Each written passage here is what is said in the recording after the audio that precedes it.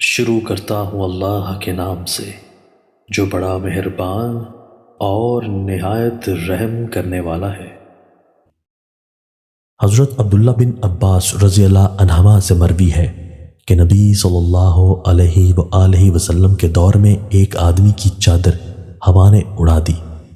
تو اس نے ہوا کو لعنت دی۔ نبی صلی اللہ علیہ وآلہ وسلم نے فرمایا، ہوا کو لعنت نہ دو کیونکہ یہ معمور ہے، اور جس شخص نے کسی ایسی چیز کو لعنت دی جس کی وہ اہل نہیں تو لعنت اسی کی طرف لوٹ آئے گی۔ حضرت انس بن مالک رضی اللہ عنہ سے مروی ہے، انہوں نے کہا کہ رسول اللہ صلی اللہ علیہ وآلہ وسلم نے فرمایا، کسی بندے کا ایمان اس وقت تک درست سیدھا نہیں ہوتا جب تک اس کا دل مستقیم سیدھا نہ ہو، اور اس کا دل اس وقت تک مستقیم نہیں ہوتا جب تک اس کی زبان مستقیم نہ ہو،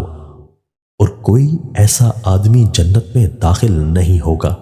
جس کا پڑوسی اس کی شرارتوں سے محفوظ نہ ہو۔